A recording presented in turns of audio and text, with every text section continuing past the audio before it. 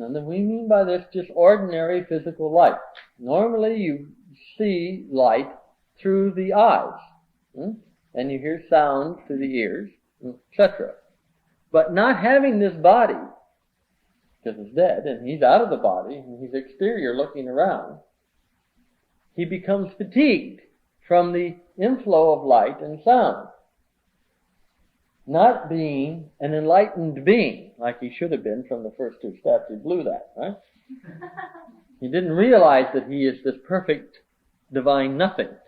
He thinks he is a something, and a something can be beat around. And he has to resist it.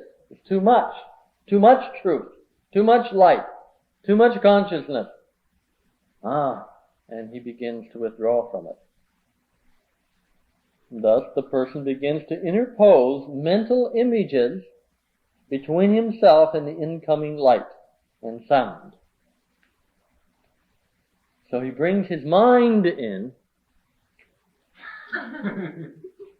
He brings his mind in order to surround himself with it in place of his original physical body. So here he is here, and he has his mind. Up until this point, the mind has been ineffective. Because at the moment of death, the mind is canceled. Remember I said the plus and the minus are canceled. And the mind vanishes temporarily. But he's out here in space, and he's looking down and looking at what's going on, and it becomes too much for him. So he interposes the images in the mind, the memories in the mind, to protect himself from the light and the sound that is coming in at him. He thinks this is a good idea, because then he won't have to suffer. Oh, such ignorance. Not being sufficiently inventive, the person brings into play mental image pictures from his past experiences, and therefore begins to re-experience his own past. And this is where you get the replay of the past.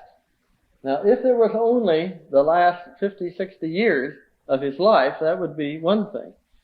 But there's lifetime after lifetime after lifetime going back for thousands and hundreds of thousands and millions of years of lifetimes of mental images that he has to go through. And the story that is contained in here is the basic outline of all those pasts. And while these pictures are really not his, they're just in the mind. They don't belong to him. Although he may have been involved in all their happenings, and because he resisted them originally, they're stored in the mind. He still is not the creator of them. If someone comes up and starts pushing against your chest, and you resist it, you'll get an imprint in your chest of the pressure. But that doesn't make you the creator of it. You were just the resistor, and thereby it happened. So it doesn't mean that you're created. You see the difference? All right. Well, anyway, this guy is starting to make a colossal error, so there's advice given to him here. Listen to what I am saying with full attention. So you've got to get their attention. Hey, Henry. And we're going to give him some information. There are 6 states of life, 3 of which you experience after death. The first of these 3 you experienced at the moment of death, we've already discussed. And now you're going to experience the other 2, which are the reality of the mind and rebirth. Pay undistracted attention to me as I read this to you. Death has now come, and you are departing from this world. So this is the advice that you're dead. But you are not the only one, as death comes to all people on earth. Be willing to release any connection with the life you have been living, and release the people with whom you have been associated. This is to break the bonds that keep people trapped to earth.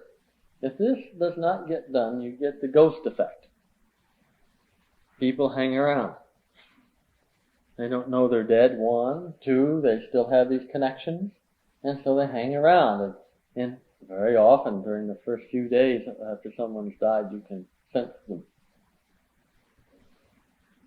And some are so stuck or so unnoticing that they hang around for a long time. Whatever fear or terror that might come to you during the experiencing of the reality of the mind, keep these thoughts in your consciousness and go forward. Visions may appear, you think this to yourself, Henry.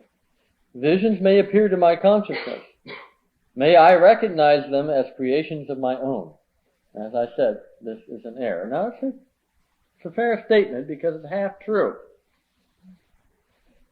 That you should recognize that I created these images. No, you did not create them, but you were involved in them. May I know that these are natural apparitions of the mind and come from my previous lack of responsibility for my previous states of being. In past lives when there were other things, you didn't do things right. I would now put it more this way. Your previous lack of surrender to the truth or to God is what stored these things up in your mind, and now you're being faced with them. He goes on to think to himself, Henry does, may I not fear the beingnesses which will appear in my consciousness, should say, in consciousness, but recognize them as thought forms of my own previous states of being. You see, there will be these